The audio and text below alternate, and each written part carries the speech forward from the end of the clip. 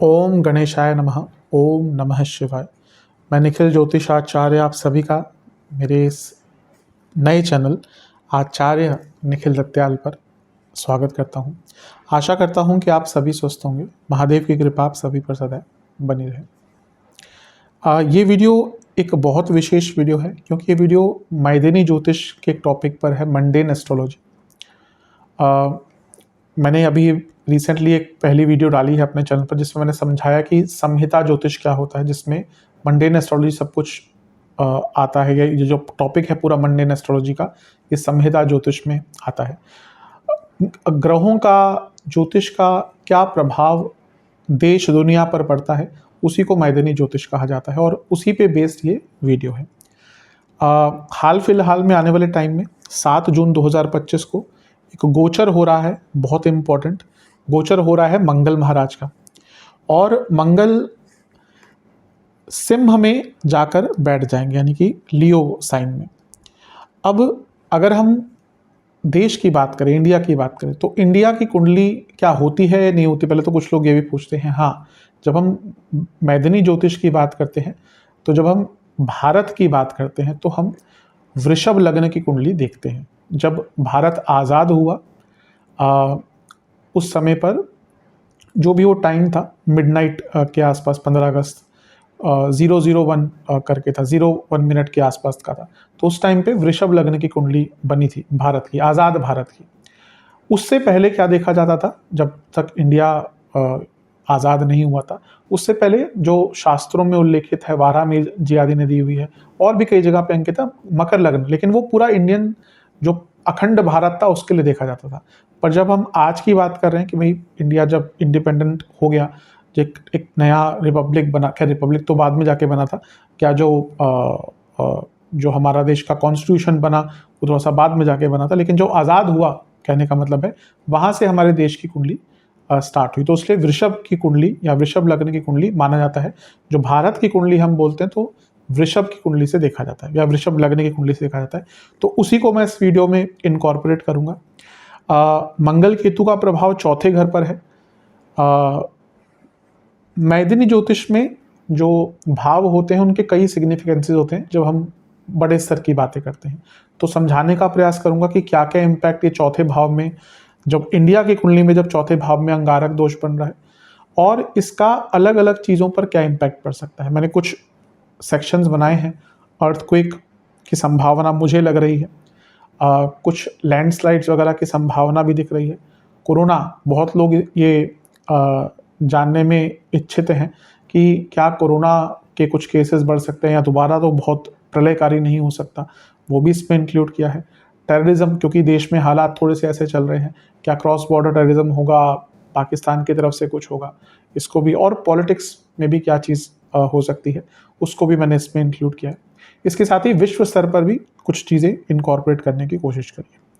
तो आशा करता हूँ कि जो लोग बड़े स्तर पर ज्योतिष का क्या प्रभाव है वो देखना चाहते हैं, उनके लिए वीडियो काफ़ी उपयोगी होगी। शुरू करते हैं इस वीडियो का। सबसे पहले अर्थक्वेक की बात करते हैं। शुरुआत करते हैं पहले टॉपिक के साथ कि क्या कोई अर्थक्वेक आ सकता है। मैंने विवेचन पहले कर लिया, इसलिए मैंने पहले ही बता दिया। हाँ, मेरे हिसाब से भारत में अगले 2-2.5 महीने में अर्थक्वेक की संभावना थोड़ी बढ़ रही है। कब आएगा उसकी तरफ भी मैं जाऊँगा। मैदिनी ज्योतिष, जैसा मैंने समझाया है कई बार, कि संहिता का एक पार्ट है। अब कुछ लोग बोलेंगे कि जो मैं रूल्स बता रहा हूँ कहाँ से आए हैं, किस प्रकार से हैं। देखिए, कई पुस्तकें हैं, कई क्लासिक्स भी हैं, जैसे मैंने कहा संहिता, पराशर संहिता है, बृहद संहिता है, कई ऐसी संहिताएं जिसमें इन चीज़ों का विवरण है। फिर आगे चलकर भी कई एस्ट्रोलॉजर्स ने मंडेन एस्ट्रोलॉजी पे रिसर्च करके कई पॉइंट्स, कई चीज़ों पर आए हैं, कई रिसर्च करके कई सूत्रों पे आए हैं कि हाँ, यहाँ पे अर्थक्वेक्स हो सकते हैं। मैं कुछ लोगों के नाम लूँ तो के.एन. राव सर, उनका मंडेन एस्ट्रोलॉजी पे बहुत काम है। बी.वी. रमन जी की पुस्तक रही है बहुत अच्छी मंडेन एस्ट्रोलॉजी पर। एक और एस्ट्रोलॉजर हुए हैं जो जिनका एस्ट्रोलॉजी मंडेन पर बहुत अच्छा काम है, कई लोगों ने शायद उनका नाम नहीं सुना होगा, जे.सी. लूथरा जी, उनका बहुत काम है मंडेन एस्ट्रोलॉजी पर। तो कई ऐसे लोग हैं जिन्होंने मंडेन एस्ट्रोलॉजी पे बहुत काम किया, तो कई उन्होंने सूत्र निकाले हैं कि हाँ यहाँ पर या इस प्रकार से अर्थक्वेक्स वगैरह आ सकते हैं। तो यहाँ पे हम देखते हैं कि किस तरफ ये भारत की कुंडली अंकित करती है। चौथे भाव में जब अंगारक दोष लग रहा है तो ये चौथा भाव जो होता है वो अपने आप में अर्थक्वेक्स का, इसको लैंड का भाव देखा जाता है, पीपल एट लार्ज का भाव देखा जाता है। तो अर्थक्वेक का भी भाव जो होता है वो चौथा भाव ही होता है। कभी भी अर्थक्वेक आएगा तो ज़मीन से संबंधित चीज़ें ही होती है ना, तो अर्थक्वेक का भाव कौन सा होता है? चौथा भाव होता है। मंगल केतु मास डिस्ट्रक्शंस डिनोट करते हैं। मंगल केतु दोनों ही मंडेन एस्ट्रोलॉजी में मास डिस्ट्रक्शंस डिनोट करते हैं। तो ये कॉम्बिनेशन अपने आप में है, फिर से कहूँगा अकेला ये कॉम्बिनेशन नहीं है, और भी चीज़ें मैं बताऊँगा, लेकिन ये कॉम्बिनेशन अपने आप में अंकित कर रहा है, दिखा रहा है, दर्शा रहा है कि हाँ, जब तक ये 7 जून 28 जुलाई का टाइम है, इसमें कोई अर्थक्वेक आ सकता है। अब बाकी चीज़ें क्या है? कुछ सूत्र हैं, जैसे अगर राहु और शनि एक दूसरे से 2-12 में होते हैं तो भी अर्थक्वेक की संभावनाएं बहुत बनती हैं। अब ये मैक्रो लेवल पर है, क्योंकि राहु शनि तो बहुत टाइम तक होंगे।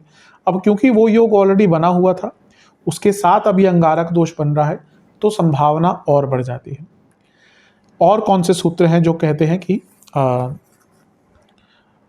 अर्थक्वेक आ सकता है? अगर कुंडली में, हम यहाँ पे कुंडली किसी व्यक्ति विशेष की नहीं, देश की कुंडली में, अगर देश की कुंडली में केंद्र भावों में पाप ग्रह हों तो काफ़ी चांसेस होते हैं कि अर्थक्वेक जैसी कैलेमिटी आ सकती है। अब हम देखें तो लग्न में सूर्य पाप ग्रह, मंगल केतु चौथे में, क्रूर ग्रह पाप ग्रह, 10वें में राहु, तो सारे जो केंद्र भाव हैं वो एफ्लिक्टेड हैं। ये अपने आप में अंकित कर रहा है कि यहाँ पर अर्थक्वेक जैसी संभावना हो सकती है। इसके साथ देखते हैं लग्नेश कौन है? शुक्र। वो भी जून के पूरे महीने में पापकर्तरी योग में रहेंगे, क्योंकि एक साइड सूर्य एक साइड शनि है, और 12वें घर में रहेंगे। और जुलाई के महीने में भी कहें 29 जून को उनका गोचर होगा, वो लग्न भाव में आएंगे और शनि की दृष्टि में रहेंगे। तो यहाँ पे कितने सारे रूल बनते जाए कि लग्नेश भी यहाँ पे प्रभावित है, और लग्नेश कहीं ना कहीं देश की स्थिति बताता ही है। तो जब लग्नेश प्रभावित है तो ये और एड ऑन कर रहा है कि हाँ, कुछ ऐसी बड़ी कैलेमिटी आ सकती है। इसके बाद फ्रीक्वेंट अर्थक्वेक्स के कारक क्या होते हैं? बृहस्पति और बुध अगर ये गोचर में एक साथ आते हैं तो आने वाले 2 से 2.5 महीनों में फ्रीक्वेंट अर्थक्वेक्स आते हैं। अब बुध और गुरु भी 6 जून को साथ में हो जाएंगे, तो यानी कि आने वाला 2-2.5 महीना ये अंकित कर रहा है कि यहाँ पे एक नहीं, यहाँ पे फ्रीक्वेंट अर्थक्वेक्स हो सकता है। अब देखिए कितना पैमाना है वो ज्योतिष में बताना भी उतना, मेरे ख्याल से उस पर रिसर्च हुई नहीं है, लोग कर रहे हैं प्रयास। जब मैं पढ़ता था तब हमने भी थोड़ा सा प्रयत्न किया था, पर फिर भी उतना तीव्रता, किस तीव्रता का भूकंप है उतना बहुत क्लैरिटी से नहीं आता, पर थोड़ा बहुत आइडिया आ जाता है। पर यहाँ पे ये है कि हाँ, हो सकता है एक बड़ा भूकंप आए, लेकिन छोटे छोटे भूकंप भी काफ़ी आएंगे। तो ये भी एक चीज़ यहाँ पर दिख रही है। इसके साथ ही अगर हम देखें तो यहाँ पे अगर हम इंडिया की बात करें तो हम एक दशा संधि की तरफ भी जा रहे हैं, जहाँ पर भारत में जो चंद्रमा की दशा है 2014 या 15 के आसपास स्टार्ट हुई थी, वो ख़त्म हो रही है और एक नई दशा स्टार्ट हो रही है। तो ये भी कहीं ना कहीं अंकित कर रहा है कि दशा संधि चल रही है, इसलिए जो दशा संधि अपने आप में एक सेंसिटिव टाइम है। तो ये सारी चीज़ें मिलकर ना यही दिखा रही है कि एक बड़ा भूकंप, क्योंकि चौथा भाव प्रभावित है। मैंने कहा बाकी सारे मैक्रो लेवल पर चीज़ें मिल रही हैं, लेकिन चौथे भाव क्योंकि प्रभावित हो गया और बाकी सारी चीज़ें भी दिखा रही हैं, तो बहुत चांसेस हैं कि एक अर्थक्वेक हमारे देश में आ सकता है। अब कहाँ पे आ सकता है? सबसे बड़ी बात मेरे हिसाब से, मैंने इसमें कूर्म चक्र लगाया था। कूर्म चक्र बहुत इंपॉर्टेंट होता है लोकेशन जानने के लिए। वैसे भारत की कुंडली केवल देखो तो मुझे लगता है वेस्टर्न साइड जो है भारत का, गुजरात, महाराष्ट्र, इन जगहों पर आ सकता है। कूर्म चक्र भी कहीं ना कहीं गुजरात, महाराष्ट्र और नॉर्थ ईस्ट की तरफ बहुत अंकित कर रहा है। हिमाचल और जो पूरा हमारा नॉर्थ ईस्टर्न पार्ट है, यहाँ पर हिमालयन जो रेंज और नॉर्थ ईस्टर्न पार्ट है, उत्तराखंड, हिमाचल और नॉर्थ ईस्ट पार्ट, इन जगहों पर इस पूरे 2-2.5 महीने में भूकंप आने के योग काफ़ी बन जाते हैं। अब सबसे इम्पोर्टेंट बात होती है कब आ सकता है भूकंप। कुछ इसके भी रूल्स हैं। अधिकतम भूकंप पूर्णिमा अमावस्या के आसपास आते हैं, अधिकतम, सारे नहीं कहूँगा। या फिर जैसे ग्रहण आदि है। अगर आपको याद हो तो अभी जो पिछला ग्रहण लगा था, जब शनि मीन में प्रवेश करे थे 28-29 मार्च के आसपास, तो एक बहुत बड़ा भूकंप आया था। तो ग्रहण के आसपास भी चीज़ें होती हैं और पूर्णिमा अमावस्या के आसपास भी चीज़ें होती हैं। अब मेरे हिसाब से क्योंकि 10 जून के आसपास पूर्णिमा है, चंद्रमा यहाँ पे सप्तम भाव में होंगे और नीच के होंगे, तो एक चांस है कि ये शुरुआती भाग में ही कोई भूकंप आ जाए। इसके साथ ही महीने के लेटर पार्ट में बहुत सारी चीज़ें हो रही हैं। क्या क्या? 25 जून को अमावस्या है, ठीक है। 29 जून को या उसके आसपास चंद्रमा यहाँ पे आएंगे, तो मंगल, केतु और चंद्रमा डिसाइडिंग फैक्टर होते हैं कभी कभी बहुत। तो चंद्रमा, केतु और मंगल का यहाँ पे कंजंक्शन होगा 29 जून को। 27 और 28 के आसपास चंद्रमा और बुध एक नक्षत्र में होंगे।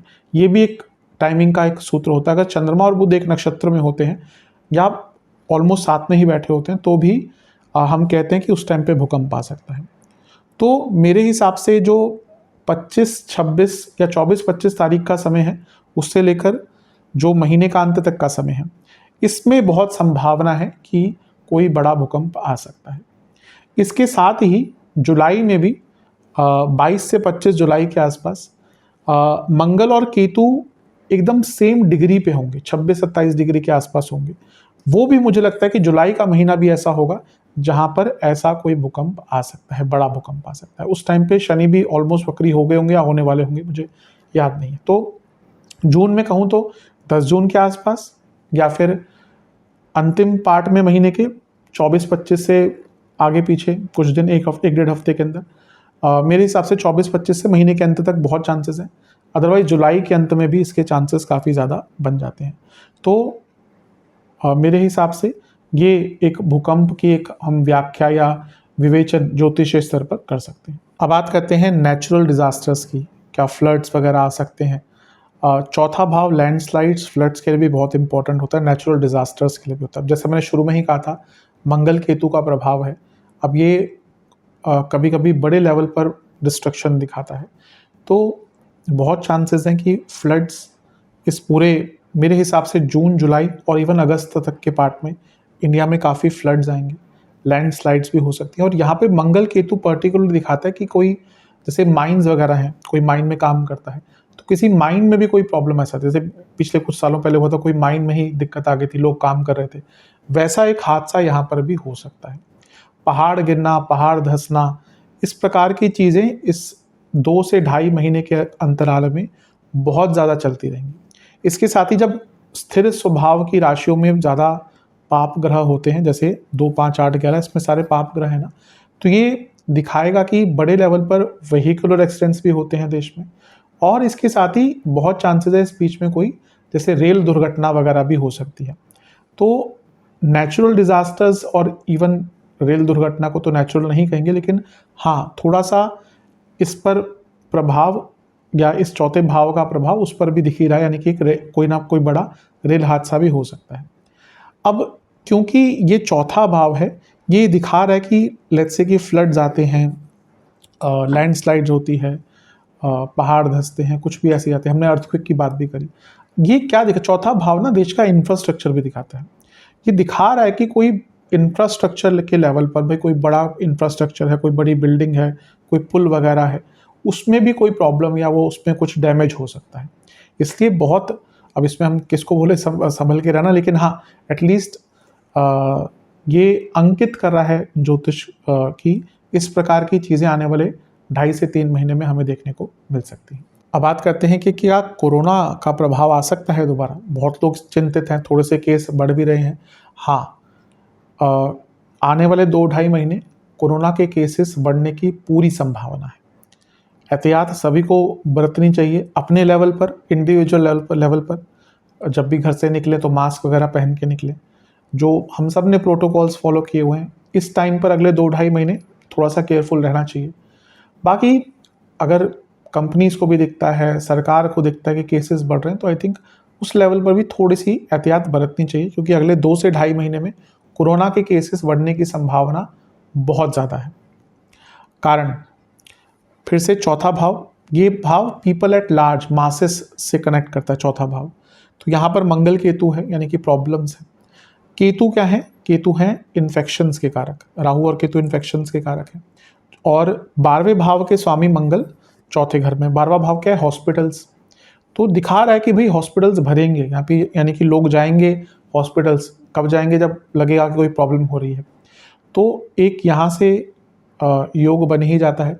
और मंगल अपने आप में एक मैलेफिक है, और जैसे मैंने कहा मंगल केतु ये थोड़ा सा डिजास्टर भी दिखाता है। तो आप देखेंगे 7 जून के बाद अचानक से एक राइज कोरोना के केसेस में देखने को मिल सकता है। जैसा मैंने कहा कि जून, जुलाई, अगस्त के शुरुआती भाग तक काफ़ी चांसेस दिख रहे हैं कि यहाँ पे कोरोना के केसेस राइज होंगे। और क्या कारण है? लग्न के स्वामी शुक्र वो भी 12वें घर में गोचर कर रहे हैं। हॉस्पिटल्स, दवाइयाँ, तो यहाँ पर बहुत संभावना है कि लोग इन्फेक्टेड होंगे, दवाइयाँ खाएंगे, हॉस्पिटल्स जाएंगे। इसके साथ ही शुक्र, क्योंकि खुद छठे घर के स्वामी हैं, जो अगला गोचर होगा शुक्र का 29 जून को, वो भी लग्न भाव में ही होगा। तो जैसा मैंने कहा जून और जुलाई, ये जो पूरा पीरियड है, अगस्त का शुरुआती भाग, इसमें कोरोना के केसेस राइज करेंगे। तो अपने इंडिविजुअल लेवल पर हमें बहुत ध्यान देना है। बाकी सरकार अपने लेवल पर जब उनको लगता है कि कुछ बड़ी आपदा हो सकती है या कुछ फैल रहे हैं ज़्यादा केस, तो अपने हिसाब से वो केसेस वो अपना निर्णय ले सकते हैं। पर अपने लेवल पर हम लोगों को, जो लोग बाहर निकल रहे हैं इस टाइम पे, जो भी एहतियात होता है कि भाई मास्क पहने, लोगों से दूर रहें। एटलीस्ट जून, जुलाई, अगस्त के टाइम में थोड़ा सा ये चीज़ें बरतनी चाहिए, क्योंकि चांसेस हाई हैं कि केसेस यहाँ पे बढ़ेंगे। अब जिन जगहों पर पहले भी केसेस बढ़े थे, जैसा मुझे याद आता है महाराष्ट्र में बहुत केसेस बढ़े थे पहले, तो अब या और भी जिन जगहों पे बढ़े थे, वहाँ पे तो ज़्यादा केयरफुल रही, क्योंकि हो सकता है एटमॉस्फेयर वहाँ का कंड्यूसिव हो। पर ओवरऑल सभी को एटलीस्ट 2-2.5 महीने तक थोड़ा केयरफुल रहना चाहिए। अब आते हैं राजनीति, पॉलिटिकल लेवल पर इसका क्या इम्पैक्ट इंडिया पर पड़ सकता है? पड़ सकता है, बिल्कुल पड़ेगा। कैसे पड़ेगा? चौथा भाव क्या होता है? चौथा भाव होता है ऑपोजिशन। चौथे भाव में ऑपोजिशन है। 10वां भाव इज द गवर्नमेंट, जो सरकार है वो 10वां भाव है, जो बल्कि जो प्रेजेंट रूलिंग गवर्नमेंट है। अब इसमें जब हम इंडिया की बात करें तो हम सेंट्रल गवर्नमेंट की बात करेंगे। तो जो रूलिंग गवर्नमेंट है वो 10वां भाव, जो ऑपोजिशन है वो चौथा भाव। तो यहाँ पे ऑपोजिशन एक तो बहुत डिसरप्शन क्रिएट करेगी। पार्लियामेंट सेशन जितना मुझे आइडिया, आई थिंक जुलाई के एंड में स्टार्ट होगा, तो मे बी जो ऑपोजिशन है वो आराम से सेशन चले ना दे, बहुत डिसरप्शन क्रिएट करेगी। पर उसके साथ ये है कि ऐसा लग रहा है कि कई ऑपोजिशन के लीडर्स वो इंडिया की छवि खराब करने की कोशिश करेंगे, जो कुछ लोग ऑलरेडी स्टार्ट कर दिए हैं। इतनी बड़ी एक एक्टिविटी हुई है मई में, ऑपरेशन सिंदूर की मैं बात कर रहा हूँ।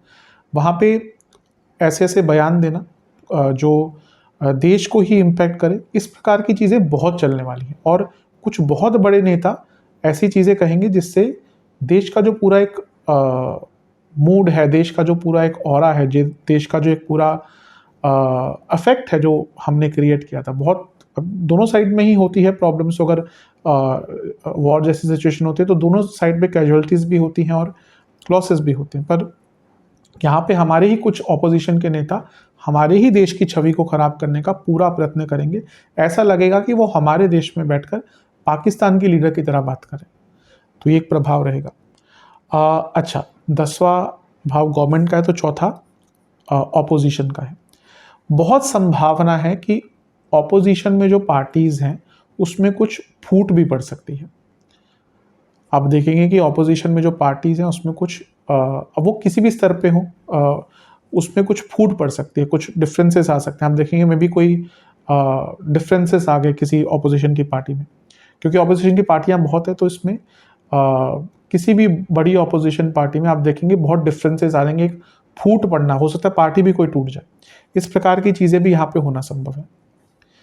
इसके साथ ही चौथा भाव, जैसे मैंने कहा, ये ऑपोजिशन दिखाता है। 10वां भाव सरकार है। अब ये एक थोड़ा सा नेगेटिव ज़्यादा चीज़ है, यहाँ पे राहु केतु के एक्सेस है, मंगल केतु का प्रभाव 10वें पर भी है।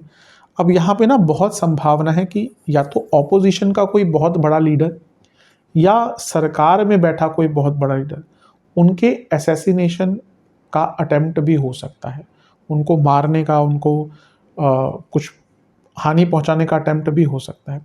और इसके साथ ही बहुत बड़ी संभावना है कि सरकार में बैठा कोई बहुत बड़ा मिनिस्टर या कोई सरकारी बहुत बड़ा व्यक्तित्व या ऑपोजिशन में बैठा कोई बहुत बड़ा नेता, उनका कोई एक्सीडेंट वगैरह भी हो सकता है। यहाँ पे एक बड़ा प्रोमिनेंट फेस दिख रहा है, तो ये चीज़ें भी थोड़ी सी दिख रही हैं। ईश्वर करे कुछ ना हो, पर ज्योतिष के हिसाब से जो दिख रहा है वो मैं बता सकता हूँ कि एक अटेम्प्ट हो सकता है। आप देखेंगे अगले 2-2.5 महीने में किस प्रकार की चीज़ें सामने आ जाए। और ये भी हो सकता है कि ऑपोजिशन के किसी लीडर का बड़े स्कैम में कोई नाम आ जाए, या इवन वो किसी और के देश को भी कुछ हेल्प कर रहा था, उसका भी नाम यहाँ पे आने में 2-2.5 महीने में बहुत संभावना बन जाती है।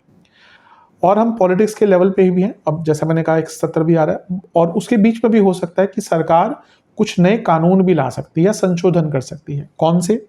मेरे हिसाब से कुछ नए लैंड लॉज आ सकते हैं, प्रॉपर्टी से संबंधित कुछ नए लॉज आ सकते हैं या संशोधित किए जा सकते हैं। एग्रीकल्चर से संबंधित कुछ नए लॉज आ सकते हैं या फिर संशोधित किए जा सकते हैं। इसके साथ ही क्योंकि मंगल यहाँ पर बैठकर 11वें घर को देख रहे हैं जहाँ पे शनि ऑलरेडी है, बहुत ज़्यादा चांसेस है कि अगले 2-2.5 महीने में कोई बहुत बड़ा फाइनेंशियल निर्णय सरकार के द्वारा लिया जाए, कोई रूल बनाया जाए, कोई लॉ बनाया जाए जिसका एक बड़े स्तर पर लोगों पर प्रभाव रहेगा। ये अगले 2 से 2.5 महीने 3 महीने में ऐसी चीज़ें संभव दिख रही हैं। तो ये था पॉलिटिक्स पर इस चीज़ का प्रभाव। अब बात करते हैं कि क्या टेररिज्म का इम्पैक्ट रहेगा। मंगल केतु जब साथ में होते तो टेररिज्म या टेररिस्ट एक्टिविटीज़ भी बढ़ती हैं। अब मंगल केतु वॉर के भी कारक हैं। हमारे देश में अभी सीज फायर तो चल रहा है भारत पाकिस्तान के बीच में, पर ऐसा नहीं है कि वो रुक गया है, या फिर रुक गया मतलब कि ऐसा नहीं कि सिचुएशन दोबारा नहीं हो सकती। अब बस सीज फायर हुआ है, ये किसी भी दोनों में से किसी एक कंट्री ने नहीं कहा कि हाँ भाई अब खत्म है सब कुछ। एक सीज फायर हुआ है, क्या दोबारा चीज़ें डेवलप हो सकती हैं? बहुत चांसेस हैं। अब यहाँ पे क्योंकि मंगल केतु हैं 4थे भाव में, तो पहला तो बॉर्डर टेंशन्स होंगी।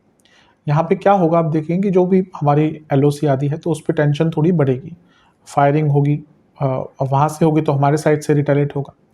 लेकिन मुझे थोड़ा सा ये भी लग रहा है कि यहाँ पे जो बाकी हमारी नेबरिंग कंट्रीज़ हैं, बांग्लादेश और चाइना, इनके साथ भी छोटी मोटी मुठभेड़ हो सकती है, थोड़े से टेंशन क्रिएट यहाँ पे हो सकती है। मुझे भी वैसा गोली आदि ना चले, लेकिन कुछ बॉर्डर डिस्प्यूट्स यहाँ पे उभर सकते हैं चाइना और बांग्लादेश दोनों के साथ। इन्फिल्ट्रेशन की बहुत कोशिश होगी। मंगल केतु टेररिज्म, तो 4था भाव हमारा लैंड है, हमारे लोग हैं, तो बहुत चांसेस है कि हमारे देश में कुछ लोग इन्फिल्ट्रेशन करने की कोशिश करें।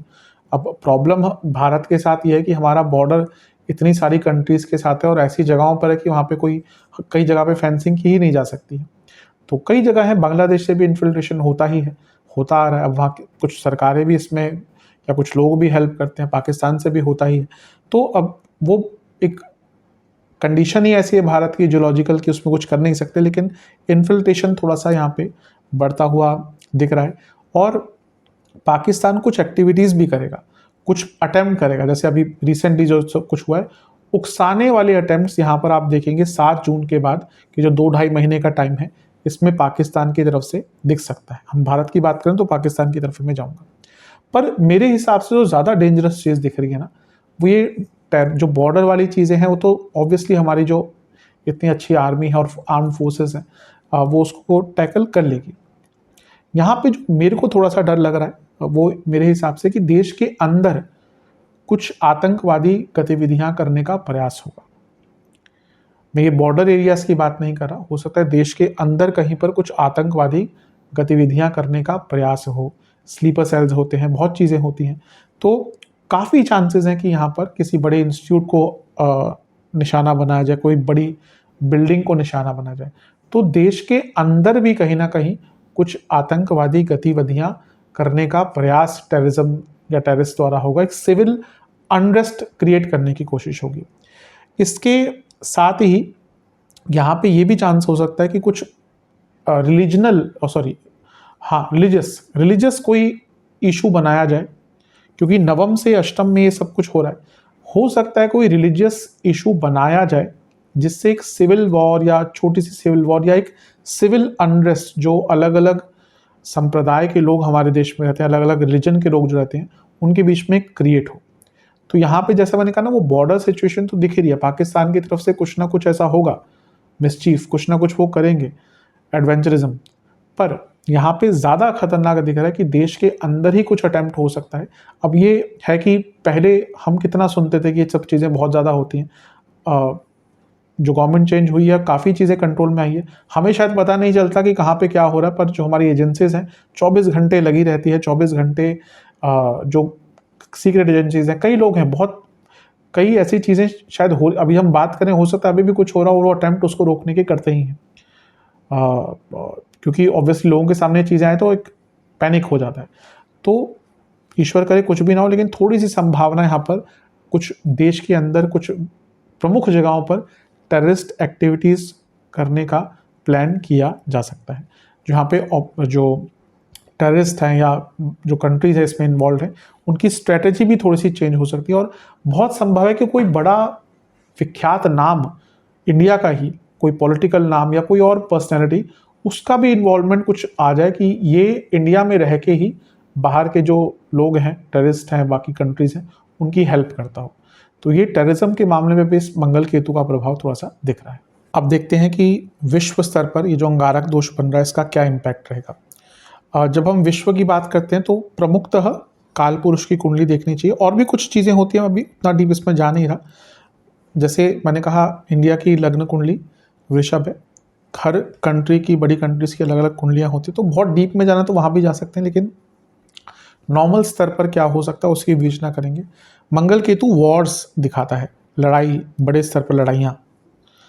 तो अब ऑलरेडी जहाँ पर चल रही हैं, रशिया यूक्रेन का एक सीन चल रहा है, इज़राइल और आसपास की वो चीज़ें चल रही हैं, तो यहाँ पे बहुत संभावना है कि इन दोनों जो प्रोमिनेंट जगहें हैं, यहाँ पे तो जो सिचुएशन है काफ़ी वर्स अगले 2-2.5 महीने में हो सकती है, बड़े अटैक्स हो सकते हैं। अभी रिसेंटली यूक्रेन ने कुछ किया है, तो बहुत संभावना है रशिया कुछ ऐसा एक स्टेप उठा सकता है जो बहुत बड़े स्तर पर खतरनाक हो सकता है, अनइमेजिनेबल भी उसको कह सकते हैं, मतलब कोई बड़ा स्टेप रशिया शायद उठा सकता है, इसमें बहुत चांसेस इसमें बन रहे हैं। और आप देखेंगे इन जो, ये तो भी चली रही है काफ़ी टाइम से, लेकिन इसके अलावा भी कुछ कंट्रीज़ के बीच में कुछ डिस्प्यूट उत्पन्न हो जाएगा अगले 2-2.5 महीने, कुछ कंट्रीज़ के बीच में, इन दोनों को छोड़कर भी, जो बहुत प्रोमिनेंटली काफ़ी टाइम से चल रही हैं, इजराइल और रशिया यूक्रेन आदि, बाकी कंट्रीज़ के बीच में कुछ ऐसी कंट्रीज़ भी होंगी जिनके बीच में कुछ टेंशन उत्पन्न होगी, वॉर लाइक सिचुएशन हो सकती है। अच्छा, मंगल केतु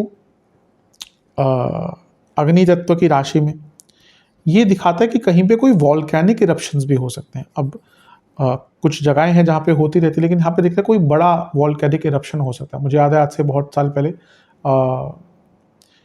नॉर्थ जो यूके है उससे, उसके आसपास, आइलैंड के आसपास कोई वॉल्केनिक इरप्शन हुआ था। मुझे तब यूके जाना था किसी काम से, तो कुछ टाइम के लिए स्थगित हो गई थी, मतलब कि वहाँ जो बहुत पहले की बात है, आई थिंक 2010-11 के आसपास की बात है, तो स्थगित हो गई थी, मतलब कि कुछ कारणों से इतना ऐश निकला था उससे कि वो फ्लाइट्स ही कैंसिल करनी पड़ी। तो यहाँ पे दिख रहा है कि कोई वॉल्केनिक इरप्शन दोबारा हो सकता है। अच्छा, पंचम भाव में मंगल केतु हैं, ये दिखाता है कि नवम से नवम है, तो कोई रिलीजियस इंस्टीट्यूट को टेररिज्म द्वारा या किसी प्रकार से टारगेट किया जा सकता है, ये भी एक प्रभाव दिख रहा है। और हो सकता है टेररिस्ट किसी एजुकेशनल इंस्टीट्यूट को, बच्चों की जगह को भी निशाना बनाए। कभी कभी होता है कि आई थिंक कुछ सालों पहले पाकिस्तान में हुआ था, अलग अलग जगहों पे होता है कि जो एजुकेशनल इंस्टीट्यूट है उनको भी निशाना बना दिया जाता है।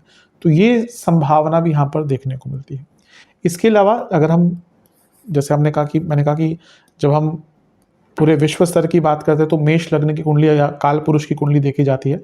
भारत के लिए जैसे मैंने कहा कि हम वृषभ की कुंडली देखते हैं, यहाँ पे पूरे देश के लिए, अगर आप पूरे वर्ल्ड के लिए देखें तो मेष लग्न की कुंडली देखी जाएगी। तो यहाँ पर ये भी दिख रहा है, क्योंकि 11वां भाव राहु के प्रभाव में है, राहु केतु एक एक्सेस यहाँ पे बना हुआ है, और मंगल भी 11वें घर को देख रहे हैं। 11वां भाव क्या है? फाइनेंसेस, तो जो टैरिफ वॉर चलता आ रहा है या चल रहा है पिछले कुछ टाइम से, वो टैरिफ वॉर और भी स्ट्रॉन्ग होगा। वर्ल्ड वाइड जो फाइनेंशियल सिचुएशंस है बहुत बदलेगी। टैरिफ वॉर, जैसा मैंने कहा, कई और कन्फ्रंटेशंस क्रिएट करेगा, और ऐसा लग रहा है कि बहुत कंट्रीज के मतभेद होंगे टैरिफ वॉर को लेकर, बाकी कई चीज़ों को लेकर बहुत मतभेद कई कंट्रीज में आने वाले 2-2.5 महीनों में देखने को मिलेंगे। आप देखेंगे कई कंट्रीज एक दूसरे से सहमत नहीं होंगे और इसके कारण भी प्रॉब्लम्स उत्पन्न होंगी। मंगल केतु पंचम में एक संभावना और भी क्रिएट करता है, ईश्वर करे कभी ना हो। कभी कभी ये होता है कि मंगल केतु साथ में है, अग्नि तत्व की राशि में है, राहु का प्रभाव भी है। पंचम भाव कभी कभी बड़े स्तर पर कुछ ऐसी चीज़ें दिखाता है जो बड़े स्तर पे लोगों के हेल्थ से प्रभाव डालती है। हो सकता है कोई नया इन्फेक्शन का नाम आपको सुनने को मिले अगले 2 से 2.5 महीने में, कि कोई ऐसा नया इन्फेक्शन आ गया जो फ्यूचर में चलकर तंग कर सकता है। तो ये संभावना भी विश्व स्तर पर बन सकती है। तो आशा करता हूँ कि ये जो मैथिली ज्योतिष का मैंने एक वीडियो बनाया है कई लोगों के काम आएगा। मैथिली ज्योतिष किस प्रकार से काम करती है एक थोड़ा सा मैंने झलक इसमें देने की कोशिश करी। चैनल पे नए हैं तो सब्सक्राइब कर लीजिए, वीडियो को लाइक कर लीजिए। मिलता हूँ आप सभी से अगले वीडियो में, तब तक के लिए ओम नमः शिवाय।